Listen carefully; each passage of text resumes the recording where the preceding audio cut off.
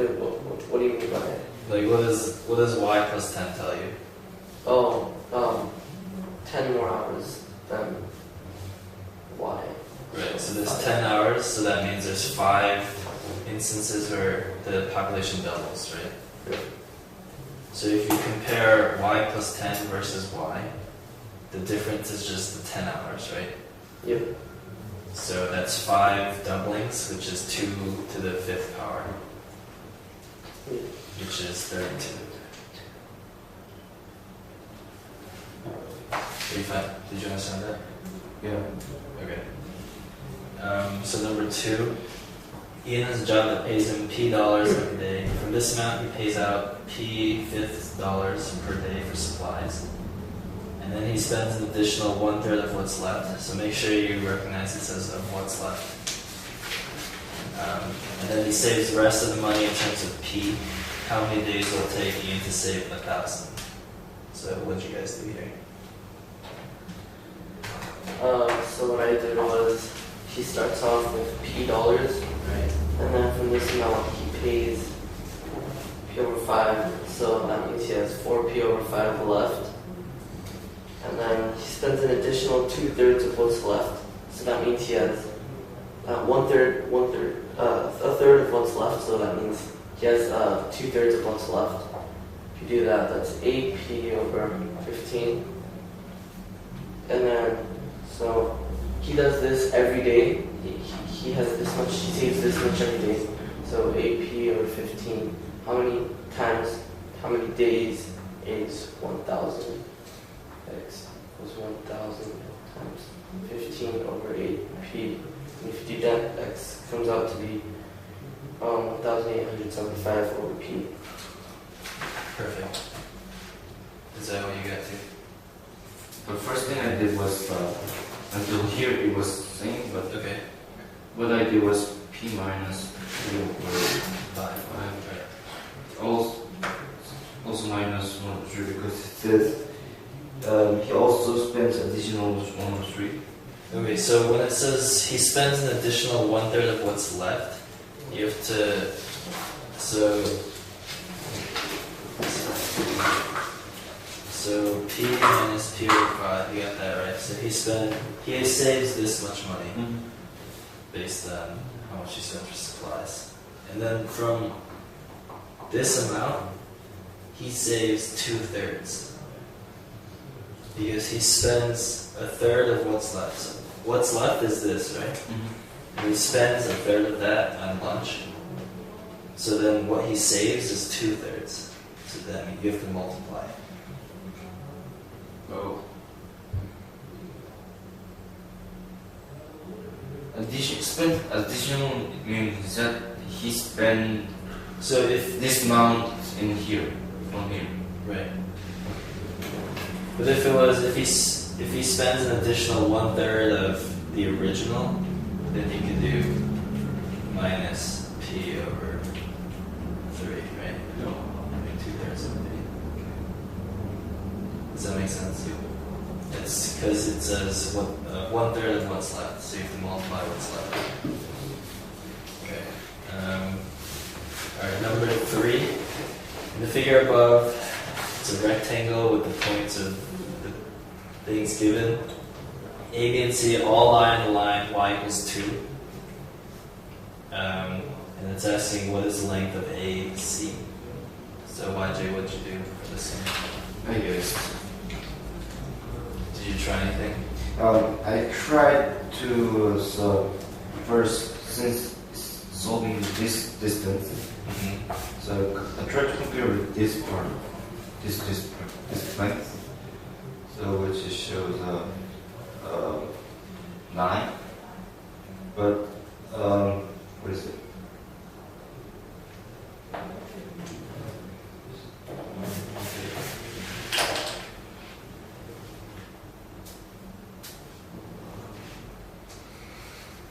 So in the second sentence it says points A and B are symmetric about line PS. So PS is here, PS, and A and B are symmetric about this line. When it says it's symmetric about the line, that means it's the same distance away. right? So this distance is equal to this distance. Yes. So if you say this is x, this is x too, right? And then the second says B and C are symmetric by line QR. So QR is here. So this distance, call it y, is the same as this distance. Y, sorry. Yeah. Right? So, and then you know the distance from here to here. You got this? Yeah. From P to Q is given by the points here, which is 6. Right? 10 minus 4. X plus y equals 6. Right. So then the total from A to C is 2x plus 2y. So A to C should give you 12. right.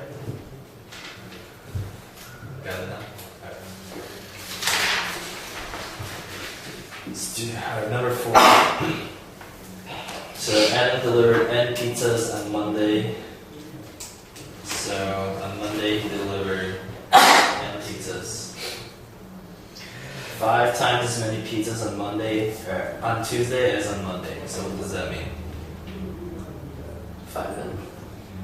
5 times, then 5 times n. Right. So Tuesday is 5N. 3 fewer pizzas on Wednesday than on Tuesday. So what does that mean? 5 minus 3. Right. So Wednesday, 5N minus 3. Right? Does that make sense? Okay. And 7 more pizzas on Thursday than on Tuesday. So what does that mean? Pardon? 7 more pizzas on Thursday than on Tuesday.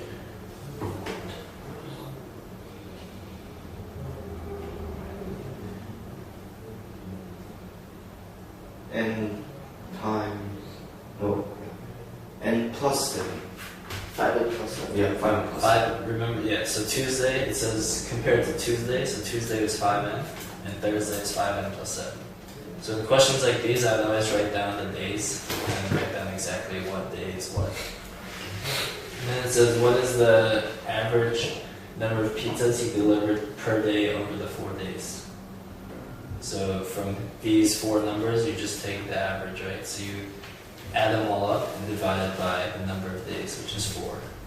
So n plus 5n plus 5n minus 3 plus 5n plus 7 over 4. So you get 16n plus 4 over 4. So you get 4n plus 1.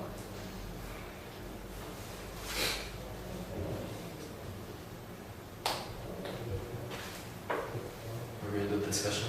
Yeah. Alright. 5, you want to just read it?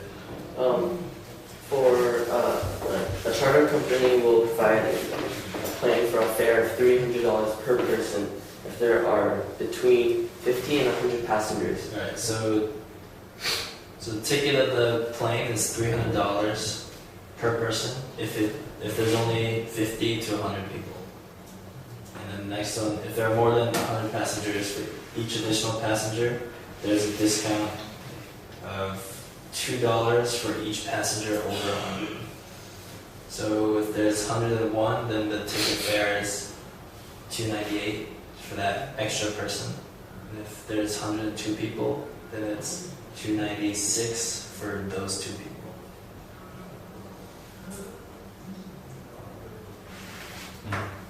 So how should we set up the equation?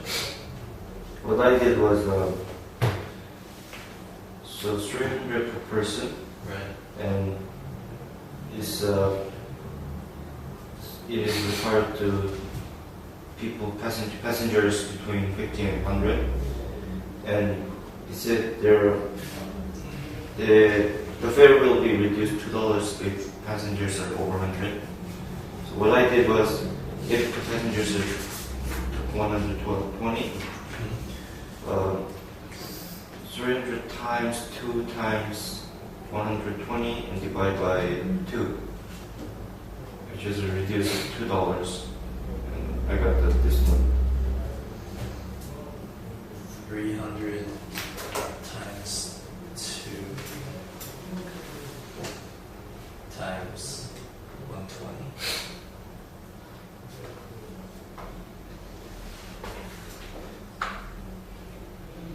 문제 줄 2. No, C. C.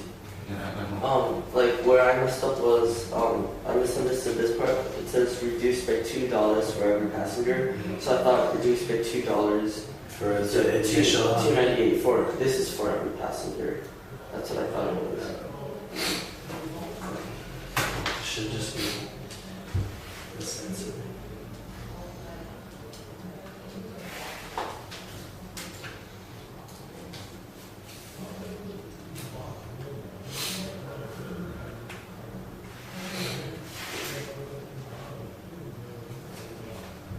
So 300 times the initial 100 passengers, which is 31,000, plus, and then you have 20 passengers, and then 300 minus 20 times the $2 discount for each passenger.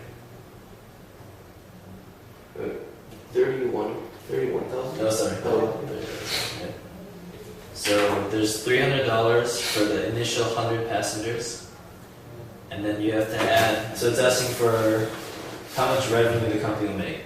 So then there's extra 20 passengers, so 20 times, and then the discount that you apply is 300 minus $2 for every passenger, so 2 times 20.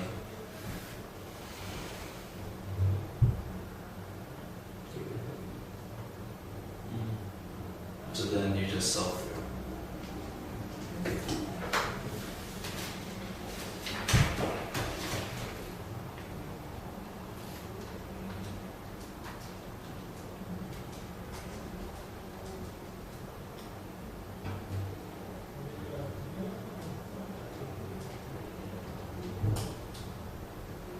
Oh, sorry, what they did is.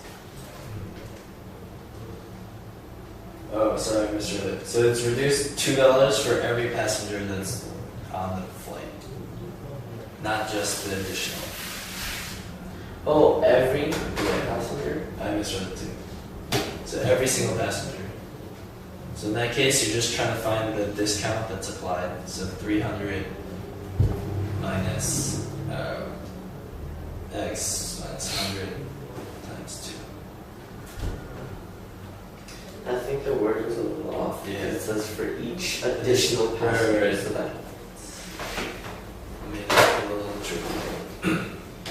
So, do you guys get this now? wait, how much So was it? since there's 120 passengers, discount comes out to 260 Yeah. times 120 passengers should give you 31,200. Yeah. I see.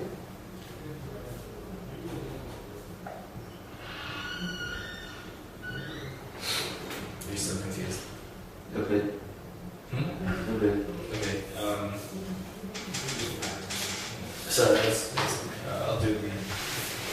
So initially, there's 300. The ticket is $300 per person if there are between 50 and 100 passengers on the plane. And if there's more than 100 passengers, then they provide a discount for every single passenger on the plane. So $2 per extra person after 100 people.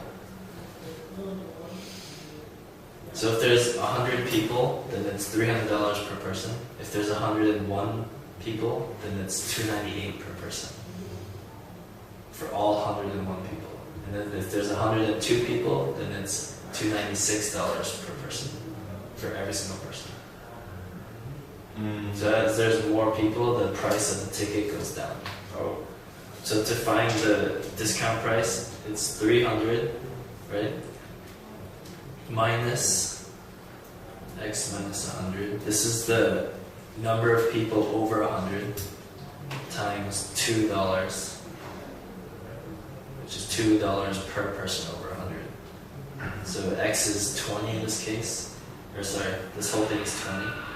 X is 120 passengers. So then 300 minus 20 times 2 equals 260. So $260 is the price of each ticket. and then there's 120 people. Equals this.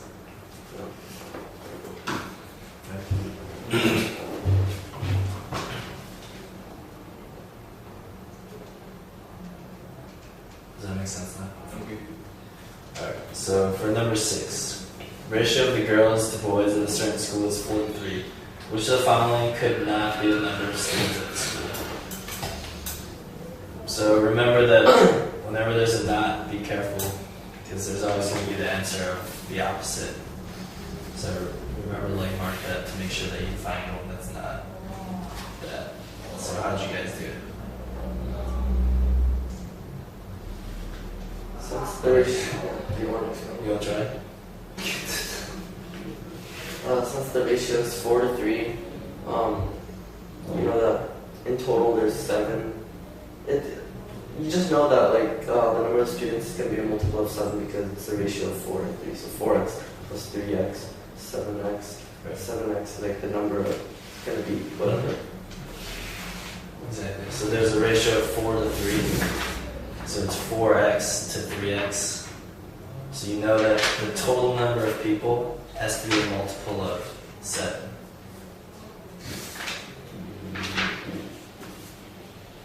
Right, you're just looking at number of students. So if there's 4 boys, or 4 girls and 3 boys, it's like 7, right? Mm-hmm. So there's another 4 girls and 3 boys, that's another 7 students. So you know that the total number of students has to be a multiple of 7. Oh.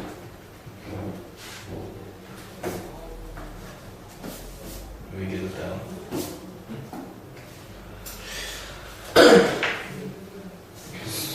We're still confused then.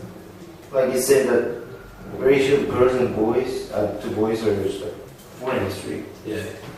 So there's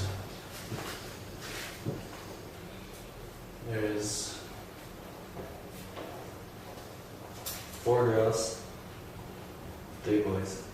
So total, there's 7 people, right? And if this ratio is true for the entire school, that means there's another 7 people like this, right? Oh. 4 girls, 3 boys, 4 girls, 3 boys. So if that ratio is kept throughout, then that means the whole school has to have the number of students divisible by 7. Does that make sense now? Yeah. Alright, perfect. Alright, so number 7. Can contains quarter pound of cashews. And it's mixed with equal weights of cashews, pecans, and walnuts. If the final weight is a pound, what fraction of the final nut mixture is cashews? How'd you guys do this one? Says that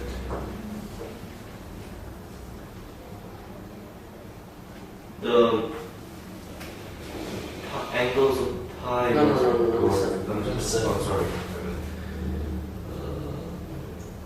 Contains 1/4 pounds of cashews, and can is then equal weights, which means like 1/4 was what is that? Yes, remain one. So like what I did was 3/4 times 1/4. Wait, what? I was pretty stuck. Oh, okay. So, do you want to explain what you did? Yeah, so, you know first that there is a fourth of cashews initially, and then the can is filled with the mixture that has equal weights of cashews, pecans, walnuts. The final weight is 1 pound, so, 3 over 4 pounds are added. And this is equally distributed between cashews, pecans, and walnuts. So you know that 1/3 of this is going to be cashews, so that's a fourth. And then, I'm sorry. Yeah. So you know, yeah, that's right. 3/4 times, that a third of it is like that, so that's 1/4. 1/4. And then you know that there's initially 1/4, so 1/4 plus 1/4 is 1/4. So there's initially a quarter pound of cashews, and it says the final weight is 1 pound.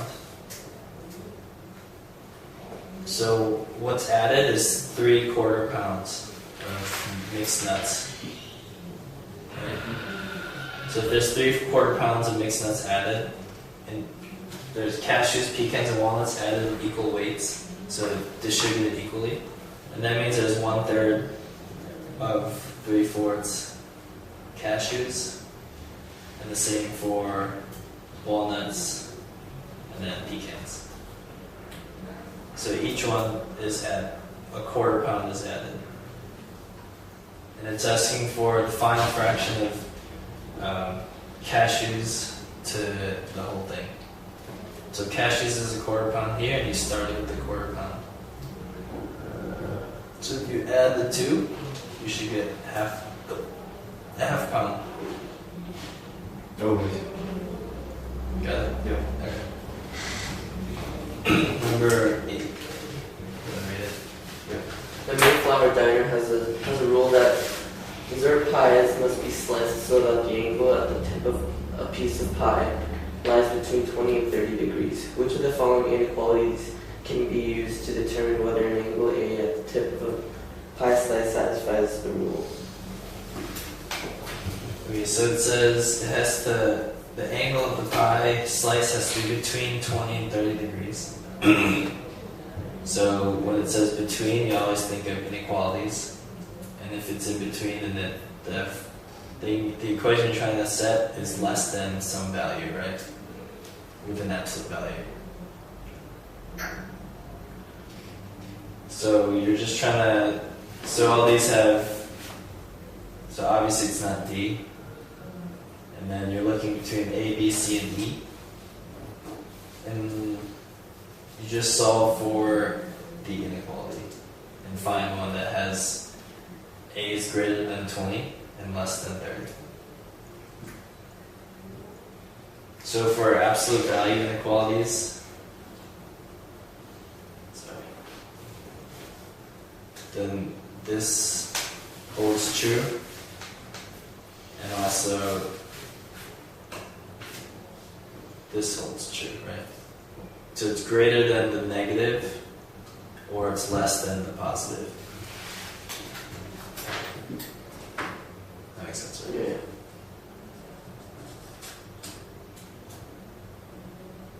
You seem confused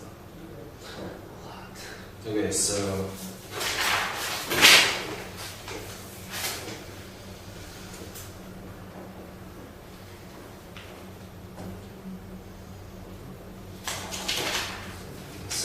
absolute value of x minus 5 is less than 6. Tell me how you would solve this. How we can find x?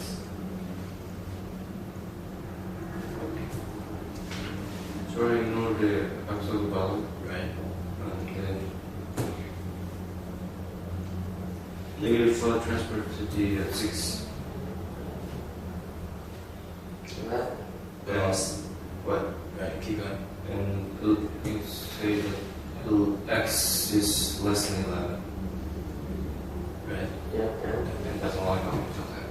Okay, so for an absolute value, you have to remember that if the stuff inside the absolute value is negative, this can still hold true, right? Right. Like the absolute value turns anything negative into a positive number.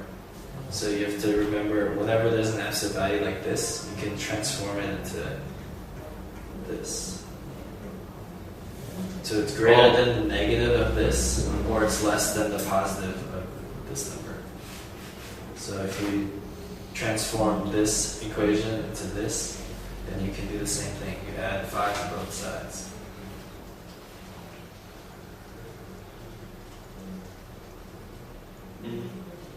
Right.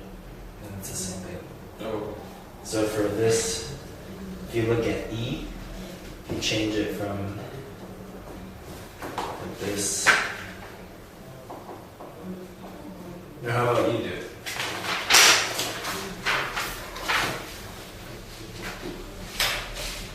So just transform E, that answer, into the form that I was telling you about.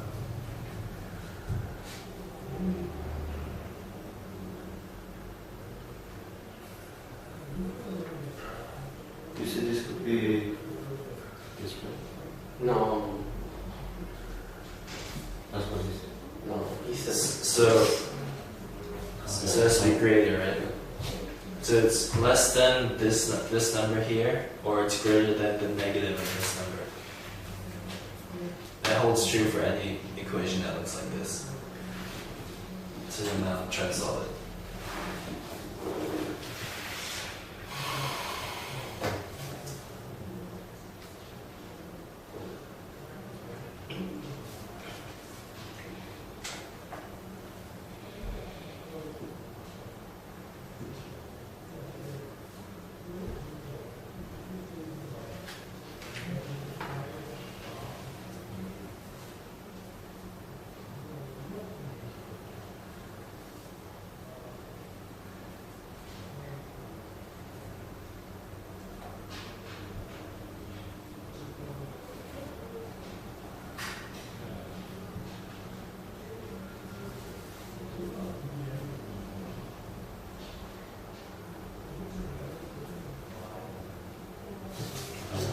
So remember, you have, whenever you do something to the inequalities, you have to add or subtract or multiply to all parts of the inequality. So in this scenario, you have to add 25 to this part, and to this part. Multiply. No, add, right? Because you want to find A. A minus 25. So you add 25. So you did it on this side, but you forgot to do it on this side.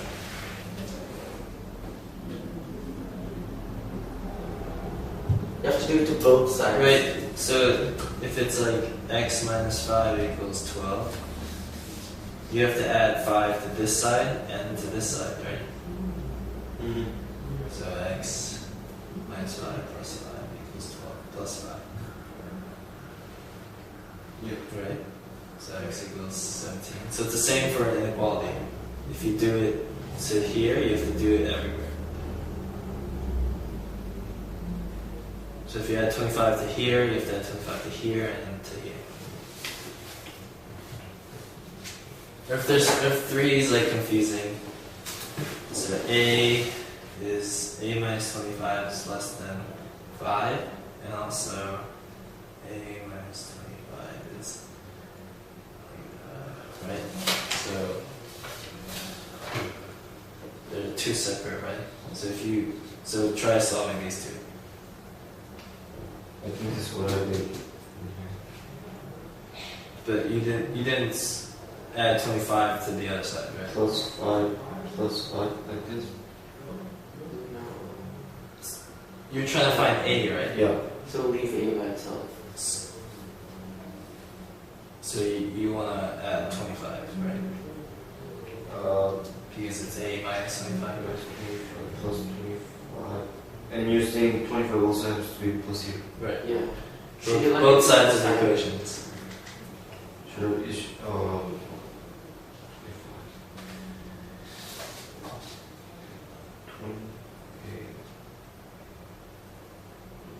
Yeah. 20 is less than 8. So that's Aren't you adding 20? right. So that's one side of the equation, right? A is greater than 20. So that works in this problem, right? It has to be greater than 20. And then the other side, so if you solve for this one, you'll get A is less than 30. Right? If you add 25 on both sides. Always remember to add, when you add, subtract, multiply, and divide, to do it to both sides of the equation, or inequality. And then remember, if you multiply negative for inequalities, you have to just flip the sign. Right?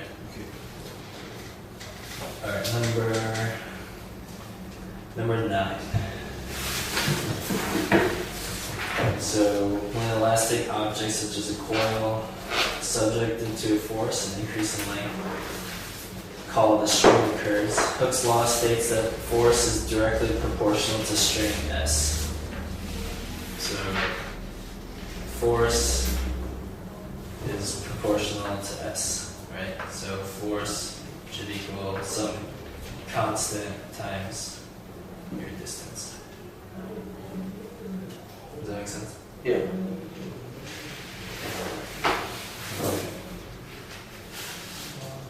So it says, suppose has a natural length of 4, and the force of 60 pounds stretches the length to 6. What force would stretch the spring to 7? So since it's directly proportional, you can set up a ratio, right? Do you want to try? Okay, so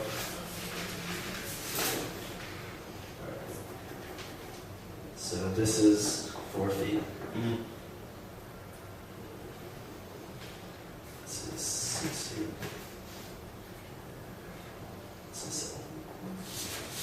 Okay, so it starts here, and you're pulling the coil. And if you add 60 pounds of force, it'll stretch to this point.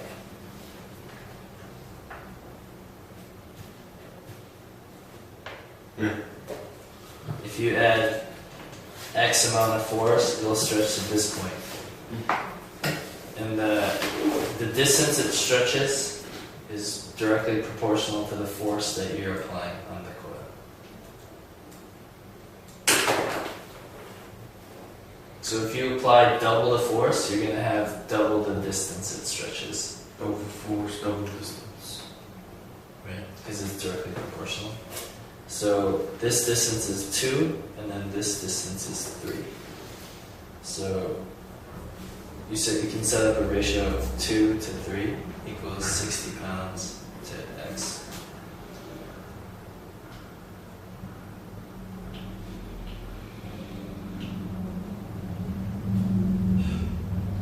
Does that make sense? Okay, so 2 for every... So 2 feet versus 3 feet should give you the same ratio as 60 pounds of force to some greater force. The ratio should be the same because they're directly proportional.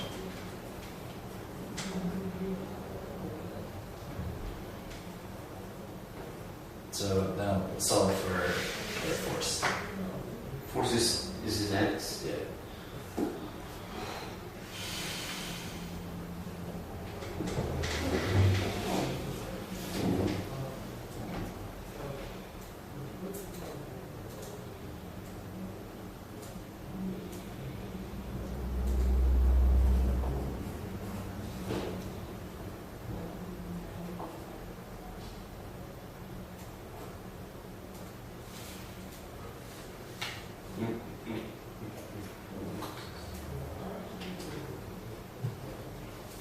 Right. Does that make sense now? But I didn't get in here, like, how the string double and the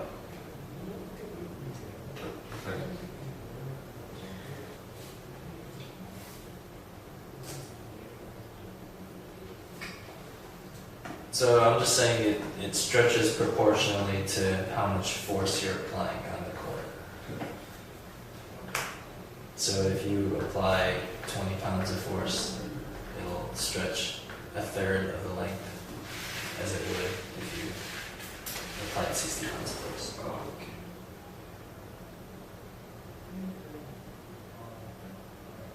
So if I applied a force of 120 pounds, how far would it stretch to?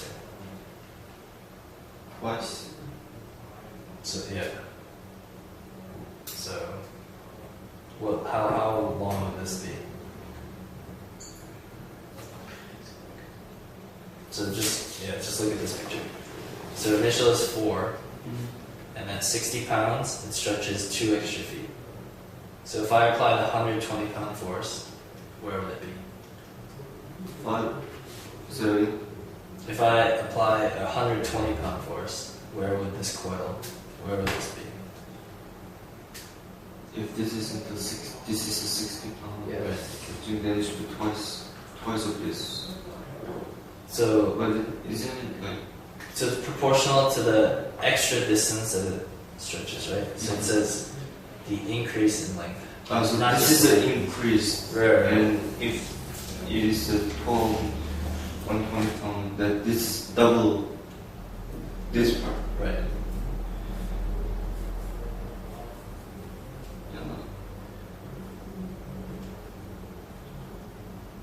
still going to leave. That's what you're trying to That's what you're find. trying to find. Oh.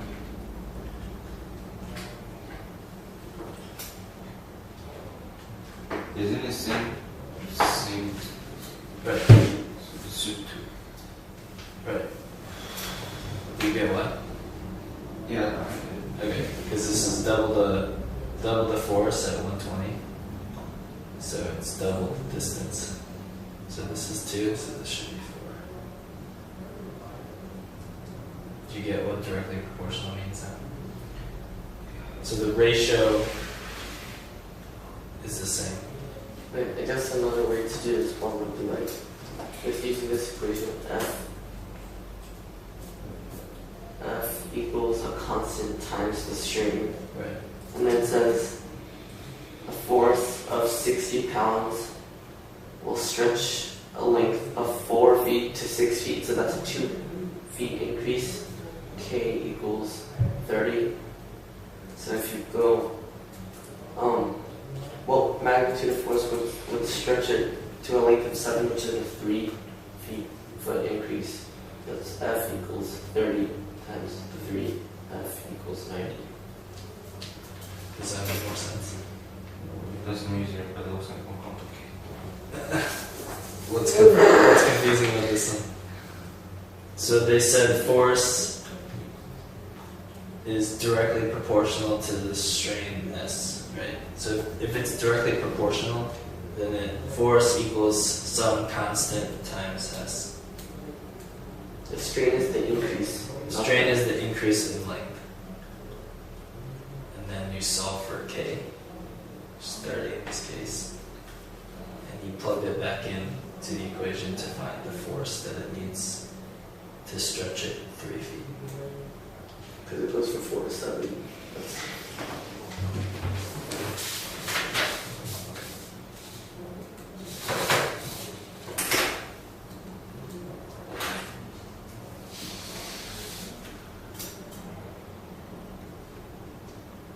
I can explain it to you after class. Wait, If you want to.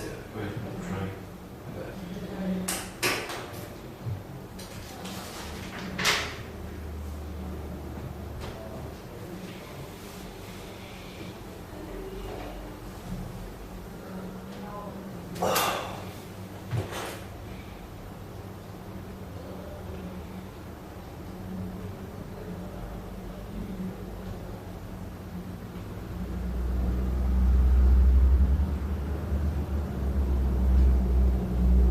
Is it the wording that's confusing?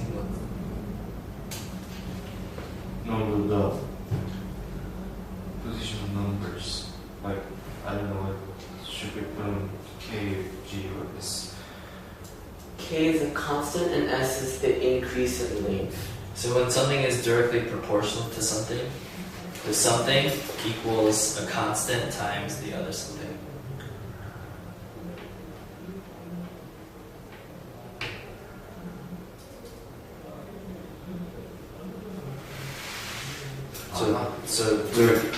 Then what's the this one?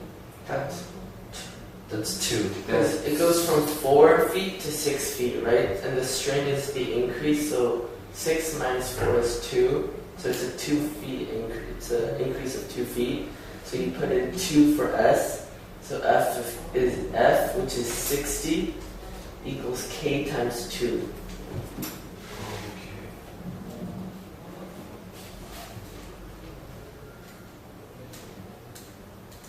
I can explain it to okay. you. You got it? Yeah. Alright. Let's do 10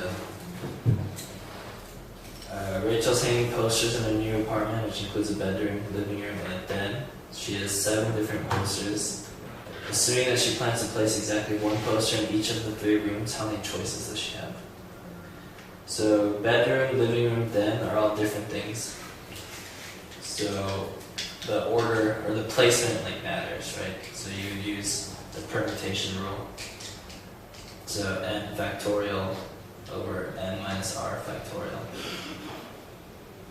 So n is the number of choices she has, so that's 7. R is the things she's choosing, how many things she's choosing, so that's 3. So 7 minus 3 factorial. So 7 factorial over 4 factorial equals 7 times 6 times 5, which is 120, or 210? 210. 210. Is that what you did? Yeah.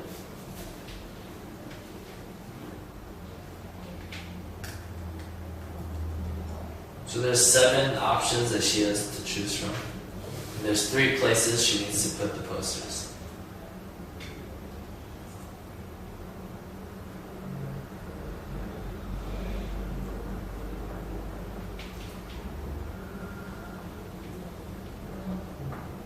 So this is a permutation question, right? Because the order does matter. It matters like if one's in the living room, a different one's in the den, and a different one's in the bedroom, and then you switch those 3. It produces a different combination. If the placement didn't matter, then you would use this formula, right? N minus R.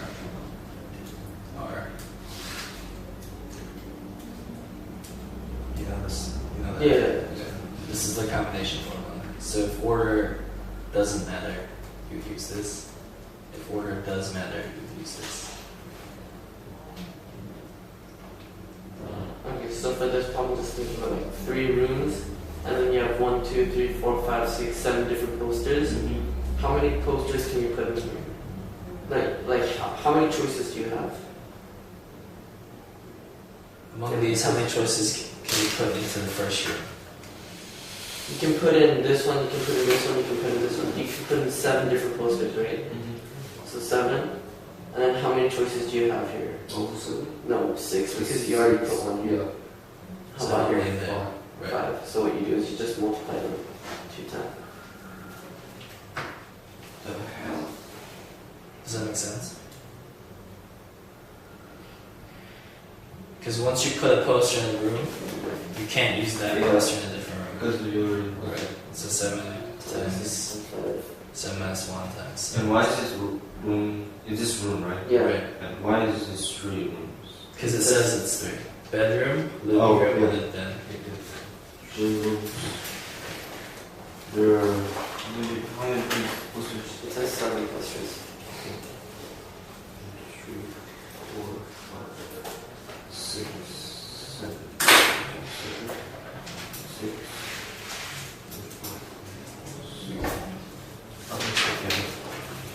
Alright, final one. Let's do 11. Figure at the top shows an open square box divided into 4 regions. Regions A and D are rectangular, B and C have right angles at each corner. When a pebble is dropped, and it falls into one of the regions, if it is equally likely that a pebble will land at any point in the box, what is the probability that it will not land in region B? So when it says not land in region B, you're trying to find the probability that it will land in A, C, or D.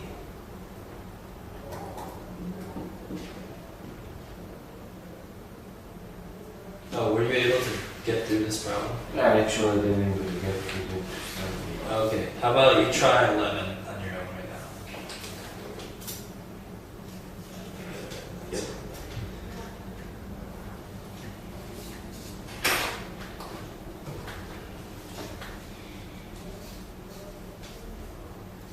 Get out of here.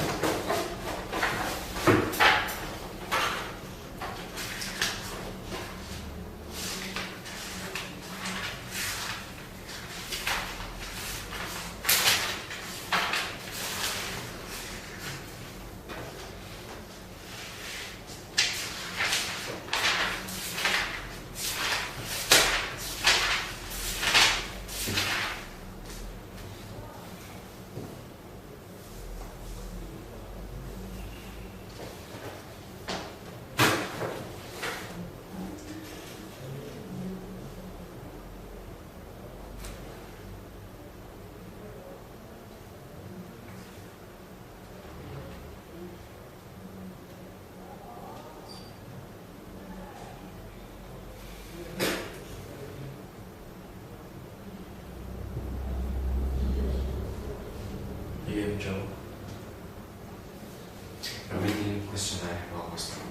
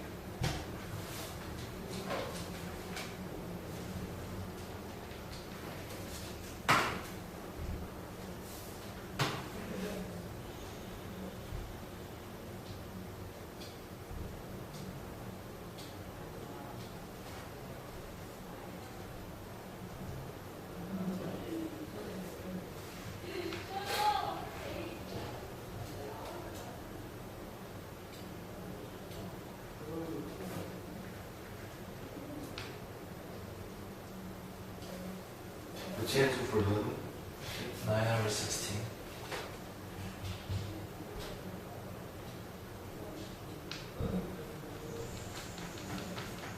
Okay, so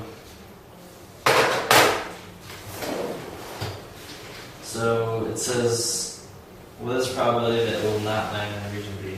So you're trying to find the probability that it will land in C, D, or A, right?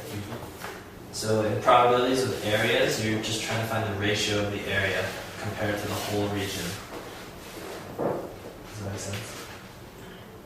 So if you find the area of A plus C plus D in comparison to the whole square, that'll be the probability that it'll land in A, C, or D.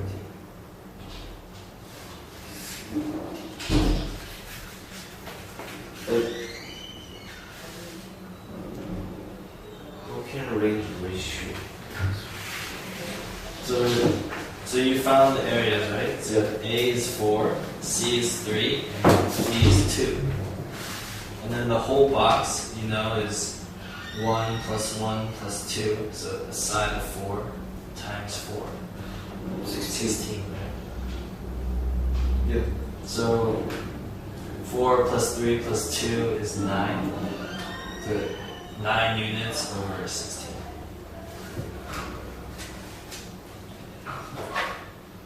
That's the answer.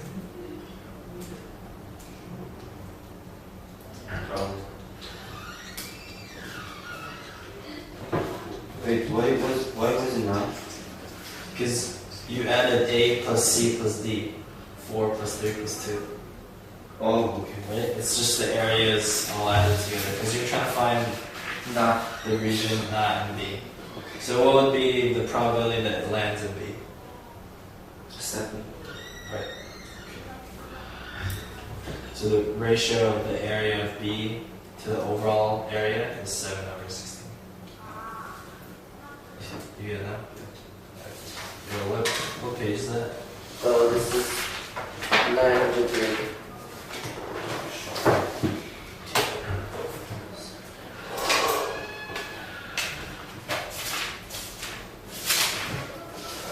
I'll just work through problems. What section is this? This one. And if you have any questions, or if you get stuck, you can ask me. And we'll go through. Same with you. If you have any questions, we'll just go through. Yeah, we can ask a question.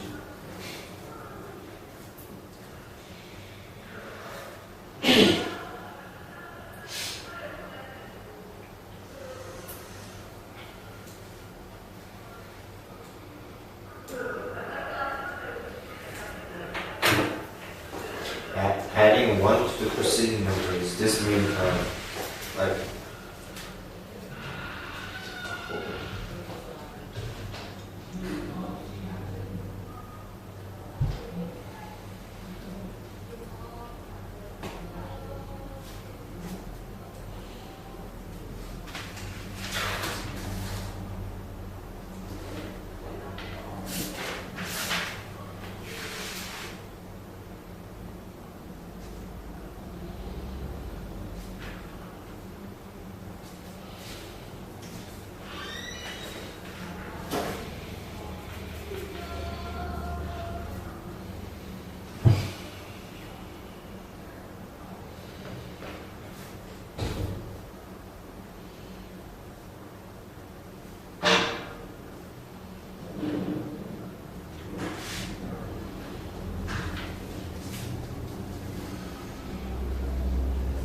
adding 1 to the preceding number, does this mean after go over is it plus 1?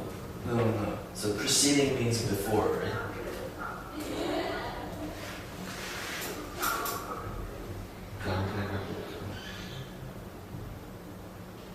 Like the following number is you add the preceding number, you add 1 to the preceding number and double it. So it says the first is 2. So to get the second number, you'd add 1 to 2 and then double it. Right? So 3 times 2 is 6. To get the next number, you add 1 to 6, which is 7. Double it, which is 14. Oh, so minus 1 times 2. Right. No, plus 1. Plus 1, like plus 1 times 2. Yeah.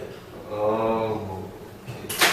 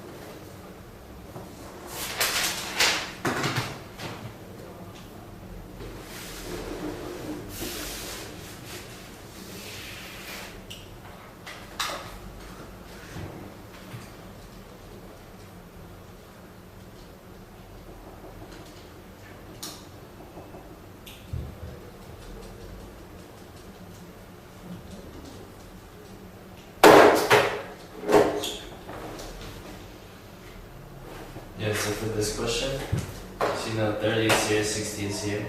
So halfway between has to be 45, right? It's really 45? Like halfway between 30 and 60 is 45. Yeah. Halfway, 45? right? Oh yeah, it's 45. So then halfway between 45 and 30? That's 50. 15. No. Halfway between 30 and 45. Yeah, that is not 15. No, halfway. Oh, yeah. Is it correct? 7.5, right.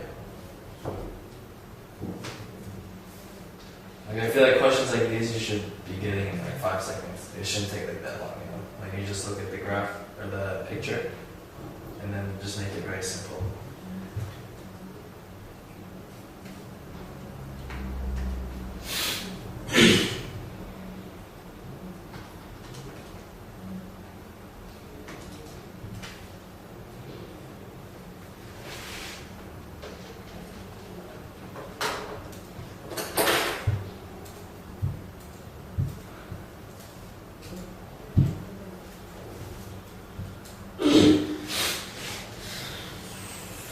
What's the meaning of integer? Integer? Yeah. It's like whole numbers. Negative and positive.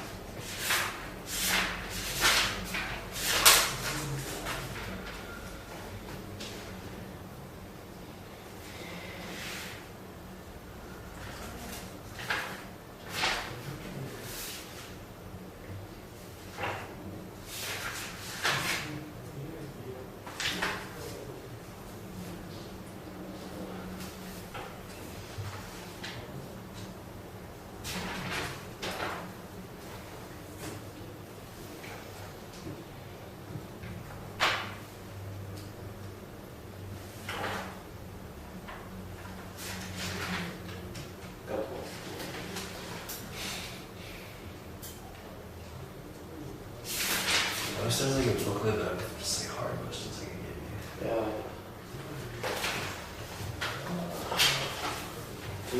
Are we done with chapters? There's one more tomorrow. Oh, okay. And are we done with today? What? Today's chapter? Yeah. Tomorrow it's just practice questions. So tomorrow's Friday, right? Right. Yeah, it's just a huge practice test. So, Check me absent tomorrow. Check me absent tomorrow.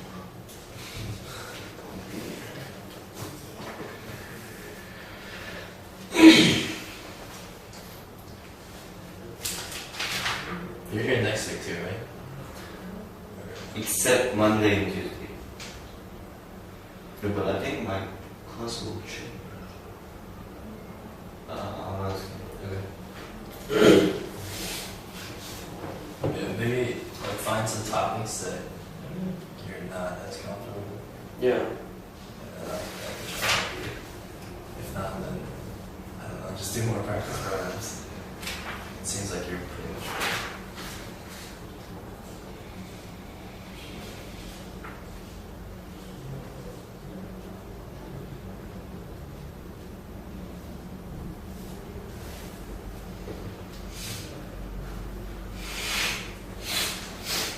Stop at 10 and then we'll go through.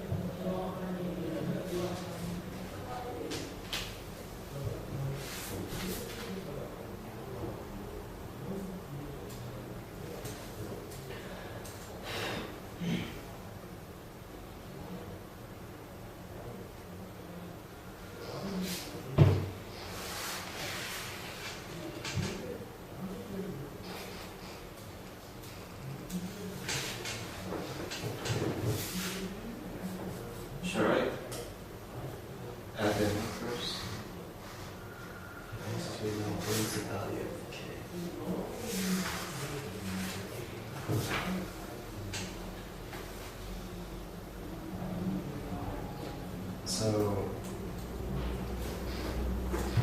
So it says this is equal to 0, right?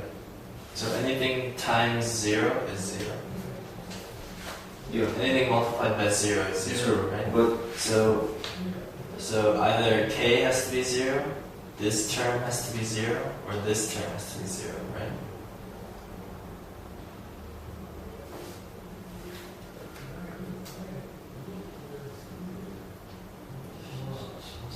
Does that make sense? So what, x could be 1 to make this 0, but it's not greater than 1. X could be should be negative 3 over 2, but it has to be greater than 1, right? So K has to be 0.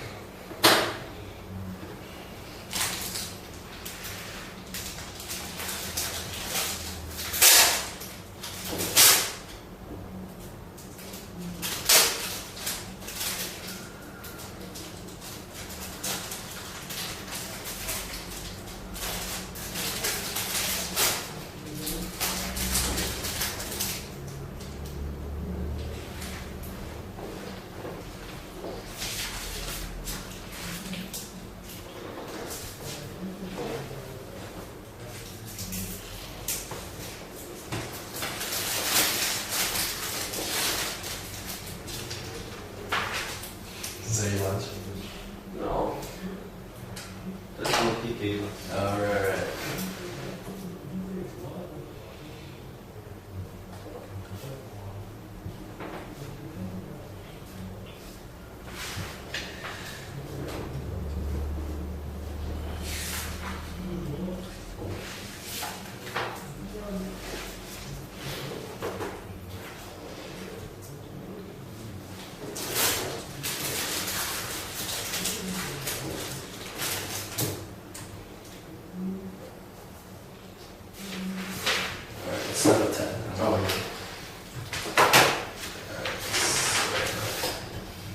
You're fine with all the questions, right? Cody? Yeah. Okay. So 1, we got that. 2, you got that. 3, and 4. So how many different positive 3-digit integers can be formed if the 3 digits 4, 5, and 6 must be used? Okay, so you just do this. So yeah, so I would just do like 3 times 2 times 1. What? You have 3 options, 4, 5, or 6. Oh. Right? So 1, 2. You have to use 4, 5, or 6 here, and then 5 or 6 here. Oh. If you used 4, so you have 3 options here. You have 2 options here. You have 1 option here. That's 6. And then this one. Each rectangle is an area of R. So this is area. 3R plus 2T. Nice. 6. And it's positive integer n plus 1. 2 to the n is nice. Plus 1, 2. You just plug in. How did you do this? Actually, I didn't. Just did. How do you do it? Show me. Like this. Sorry, I can't read it. Total goes 2 and square minus n. Just 1 plus 2 equals 2 and square minus 7.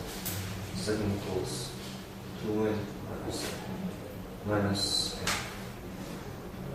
Wait, I love it.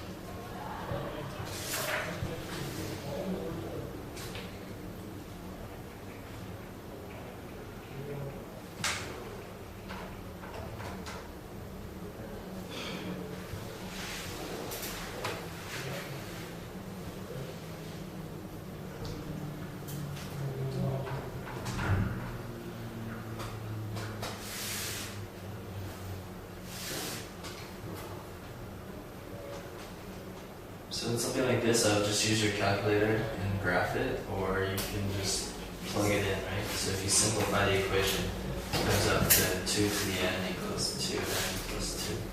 Right? So n plus 1 over 2 to the n equals 1 half. I multiply 2 to this side, 2n, 2 to the n on this side.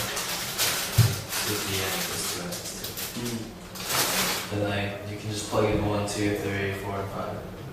So 3 works. So 2 to the 3 is 8.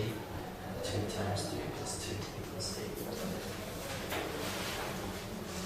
Oh. Good. Does that make sense?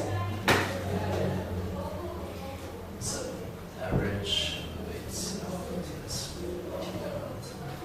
Wait, so what's the number 6? C.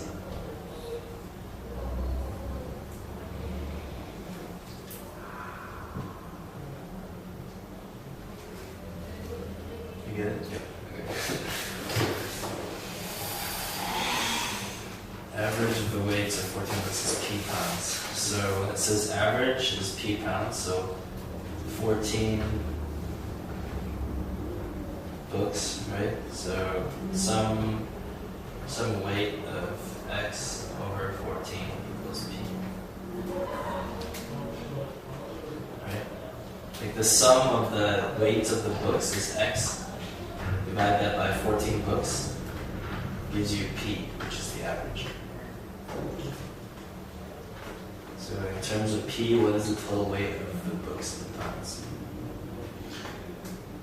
Since this is the average of the weight of 14 books in pound, which is it already divided by 14. Right. Okay, you got it right. Nice. Point B is the midpoint of AC in the figure below is the value of t. So yeah, just go in between. So But so this is 6, right? Yeah. And divide by 2, that's This is 3.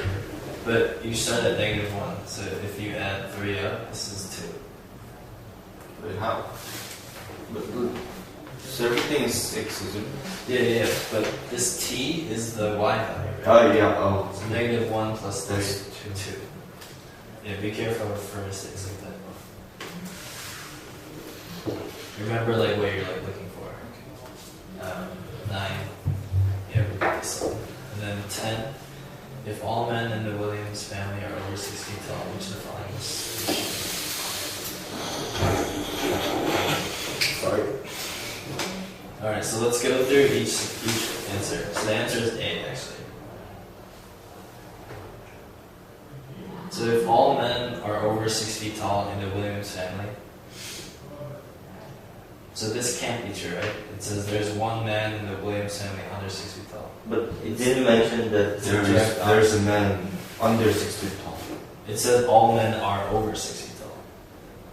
So how can there be a man under 6 feet tall? Yeah, that's why. Because This is saying there is a man under 6 feet tall. Right? So you can cross this out. and why did I see that must be not true? So every member is over 6 feet tall. is a man. That's not true. A woman can be over 6 feet. You don't know, right? All men who are not members of the family are over 6 feet. It doesn't say anything about that. All men over 6 feet tall are members of the Williams family. That's not true because it could be a different family. Right? So yes, the answer. Okay. Alright, just keep going.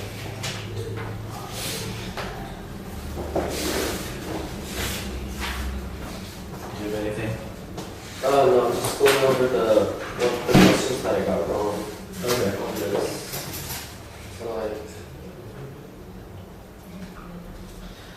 So I still don't get number 4 because Yeah, this one, I think it's a guess and check. There's no real formula for it. I mean, you're just trying to add up to 237. okay. So So that would be like the most logical to have the biggest one. Right. Put as much as we can for that. That's why they probably put some of these questions in, because then like people get it wrong. So just do that first, and then I would like fiddle around with like other combinations, see if you can get it. And if you really can't, then like that's right. Yeah. If not, then you'll find an answer.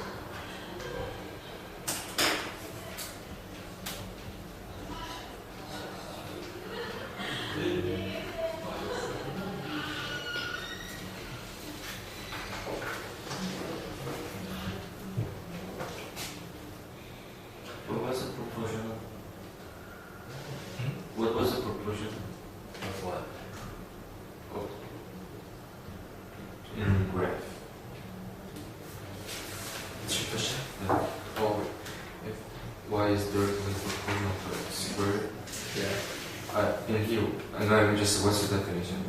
So y equals some constant times x squared, right?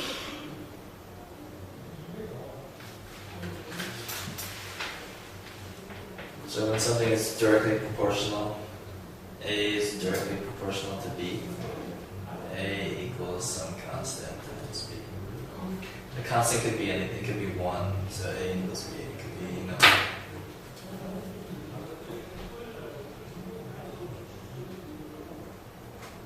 the K can't be 0.